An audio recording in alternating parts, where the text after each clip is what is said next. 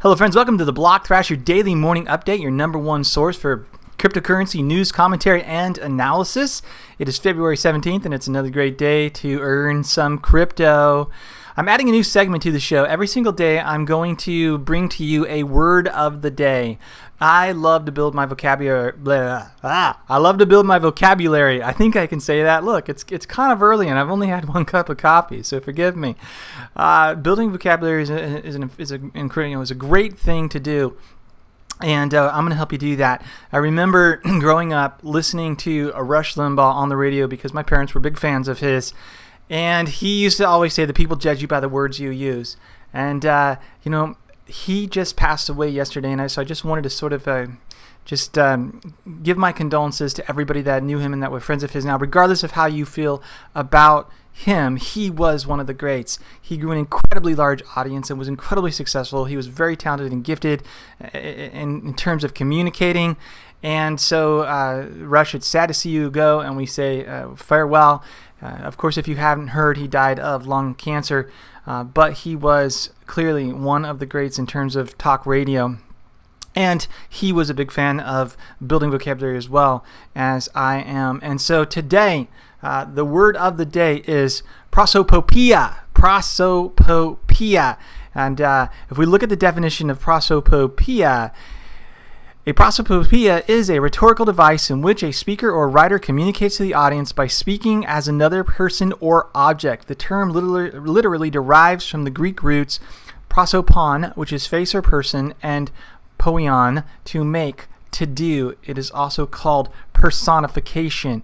So, an example of a prosopopoei would be to say that today, Binance is roaring like a lion. This inanimate object, which is the Binance token, or the Binance smart chain, etc., is standing up, roaring like a lion. Look at me, people. I'm here, and I'm doing things. And that is exactly what is happening. Binance is absolutely blasting off, seeing all-time new highs up 6,000% in the last 6 months, doing incredibly well, as is Pancake. We're going to talk about Pancake, which has a connection to Binance and the Binance Smart Chain. All right, let's just jump into the market overview and see where prices are at today. Bitcoin enjoying all-time highs over the last couple of days, is sitting very close to $52,000 at $51,959. It is up 0.79% in the last 24 hours. Let's go Bitcoin. Incredible. Ethereum enjoying all-time highs at $1,918.43. It is also up 0.76%, almost exactly the same as Bitcoin in the last 24 hours. Now we're seeing green almost across the board here, which is very good. But here is the absolute winner of the day and of the week. Binance Coin up 3.64%. It's up 33.99% in the last 7 days at $197.84, and it has now knocked Cardano out of the number 3 spot, and Polkadot as well. But Cardano and Polkadot now sitting below Binance Coin. This is incredible. Now, why might this be? Let's just stop for a second with our market overview and talk about Binance Coin and some of the reasons why it is performing so well. Now, the Binance Smart Chain daily transactions are now 70% more than Ethereum's. I mean, it's not just double, it's 70% more in terms of daily smart chain transactions. Yesterday I tried to send some Uniswap over to an exchange, and I am still waiting. It's been 17 hours for that transaction to go through on the Ethereum chain. Now, I just did a regular transaction, partly because I just wanted to test the system and see what was happening. Now, someone might say, well, you could have sped that up and you could have provided more gas, and that's true, but I don't want to pay $29 to send over $400 or something to an exchange. It's just not worth it. And so this is one of the reasons why alternatives, and Binance is one of the leaders currently, is performing so well. The number of daily transactions on the Binance Smart Chain tops those on Ethereum by 70% as the network continues to bloom in popularity. Binance Smart Chain continues to grow as it is becoming more and more popular among cryptocurrency community, especially those who are tempted to explore interesting DeFi capabilities on the network. Undoubtedly, the low fees and quicker transaction settlement compared to Ethereum's blockchain are a strong incentive for a lot of users. Yes, we need Ethereum 2.0. We need it quickly. We need it to roll out because we've got Binance Smart Chain now. The top.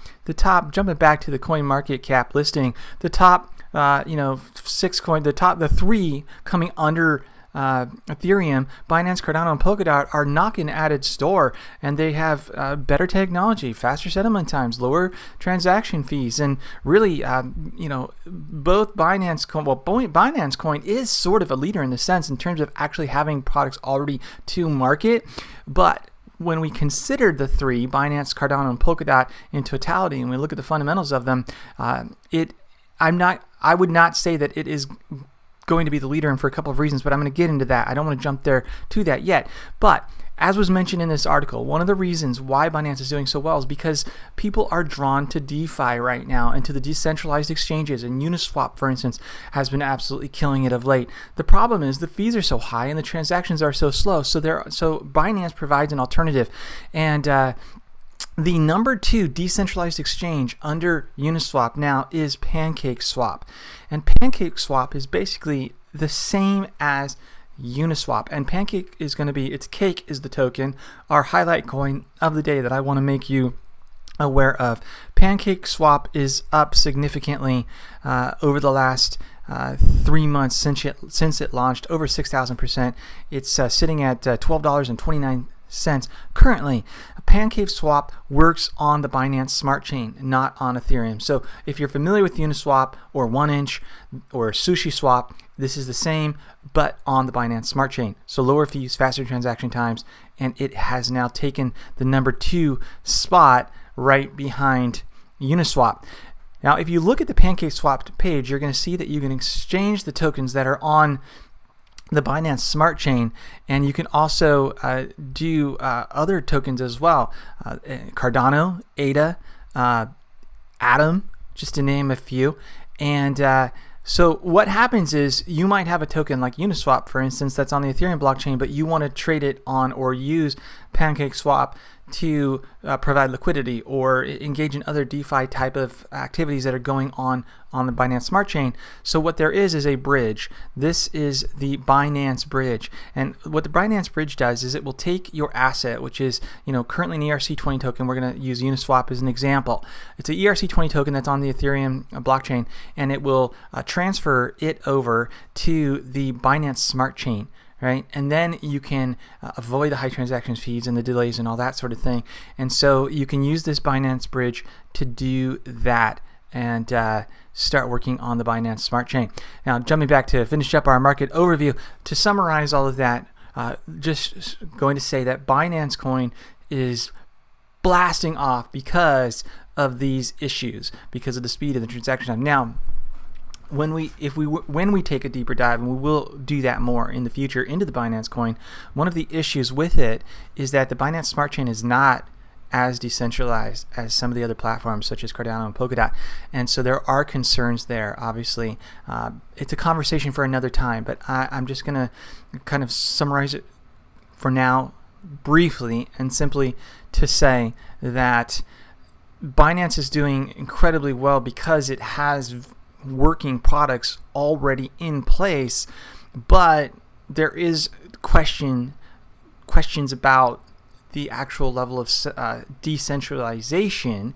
And while a platform such as PancakeSwap is certainly decentralized, the Binance Smart Chain is not necessarily as much and doesn't have governance that would be comparable to Cardano and Polkadot, which by the way, as we move on to Cardano, which is now at number 5, it is up 0.25%, up 7% in the last 24 hours at 93 cents. Cardano is absolutely leading the way with their Catalyst governance system, and just yesterday they released a new update to the Daedalus wallet. So if you're a Cardano user, go out and get that. And then if you're an iPhone user or an Android user, you can go into the app stores and you can download the Catalyst governance app. The Catalyst governance app then is connected to your Daedalus or your Roy wallet. There's a QR code that you can go in and scan, and you can connect the two. And you need to download that QR code to your computer and make sure that you keep that. However, the point being is that built into the governance system within Cardano is this app that's going to run on your phone. You as an ADA holder, as a Cardano holder, can go and get engaged in the governance, and you can vote. And you will have voting power based upon the amount of Cardano that you have staked. And when you vote, you will get rewarded for that as well. So it's incentivized.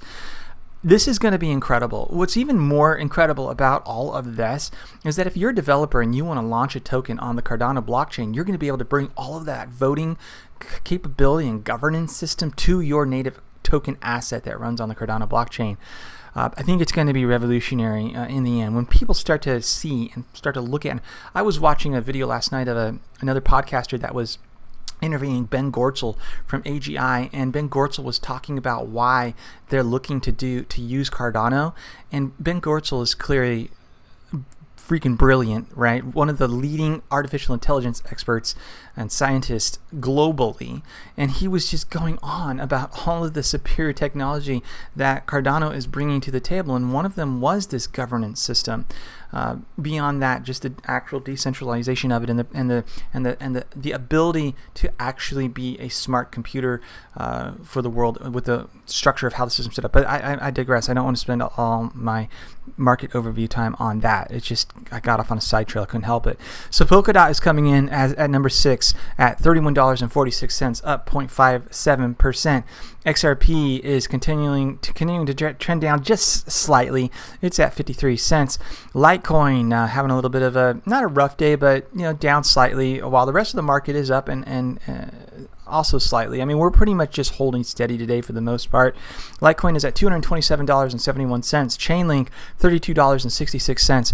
Bitcoin Cash, $704.09. Now, Stellar XLM is seeing a slight green move at number 11. It is 49 cents and making some good moves. Stellar is though over the last couple of weeks and months. Dogecoin continues to go down. Looking over to the right, for those who are on video and not just audio, the chart does not look good. It's been down for Dogecoin, which really is not that much of a surprise. We've talked enough about that. Moving on, whale alert. Whales shift almost 1 billion in ethers as ETH surged above 1900, reaching new all-time highs. Crypto tracker Whale Alert has reported that over the past 10 hours, a whopping amount of ETH has been transferred by anonymous whales. That's 500,396 ether that has been transferred. This happened as ETH hit an all-time new high of 1900 and then climbed higher, later reaching 1,926 $6. Anonymous whales moved close to $1 billion US in Ethereum. If you're not familiar with Whale Alert, you can follow Whale Alert on Twitter and receive updates about these movements, or you can go to whalealert.io and sign up for an account there and get live updates to your device. And now this is not just for Ethereum. There is a number of other chains that you can track as well. So you might just want to check that out. You can get some interesting information about what's happening in real time. These whale alert, these whale movements might signify that either they're planning on dumping a bunch, or they're planning on or they're purchasing large amounts, and you can sort of see where that's coming from and get an idea of what the market might be doing. But this is a positive move, looking good for Ethereum. Robinhood is in the news once again, this time in a positive way, which is a first for a little while. Obviously, everyone was quite upset with Robinhood when they paused the selling of GameStop and other tokens for a little bit, other stocks for a little bit, and only allowed the selling and paused purchasing. And so for a long time, a lot of people have had issue with Robinhood when it comes to cryptocurrencies, including myself, because Robinhood does not allow for users to send or receive crypto. It's basically, it could be a derivative. In fact, initially, they could have been selling a derivative rather than the actual underlying asset. Now, they claim to sell the underlying asset, but whether they actually had the underlying asset or not, can't be verified if you're not able to to withdraw that asset. So Robinhood is now going to allow cryptocurrency deposits and withdrawals, they have announced. Trading app Robinhood says it's working on, quote, working on allowing crypto deposits and withdrawals. The company suffered a PR disaster when it halted trading on crypto assets in January. Of course, now this would be a very, very positive thing for those people who are already on Robinhood, buying and selling cryptos, and who want to continue to use it regardless of what Robinhood did, because it sort of just legitimizes what they're doing, and it is an easy way for a lot of people to onboard and to be able to connect their bank account and connect their debit card, which of course you can do on Gemini, and you can do on crypto.com, and you can do on Coinbase and all the others, but to have more opportunities to easily onboard people and allow them then to withdraw that crypto, whether it be Bitcoin or Ethereum or whatever Robinhood is listing currently, to their own wallet and do self-custody, is a good thing for the space and will help with adoption. So that's good news. More good news. Israeli Digital Securities Exchange has received a preliminary green light from regulators. The Israeli Security Authorities has approved a request from Symmetria to operate a digital bulletin board for investors ahead of its digital securities exchange launch. Also, more good news. Switzerland has created what is considered a crypto valley. This sort of reminds me of Galt's Gulch, Ayn Rand's series, right? This crypto valley in Switzerland now allows for residents to pay taxes in crypto. The region has expanded a tax program for the capital of Zug to reach an additional 100,000 residents in the area. Residents of Zug province, Switzerland, can now pay their taxes in Bitcoin and Ethereum. Bitcoin Suisse will convert the crypto to Swiss francs upon payment.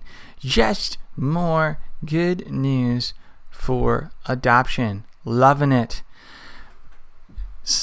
The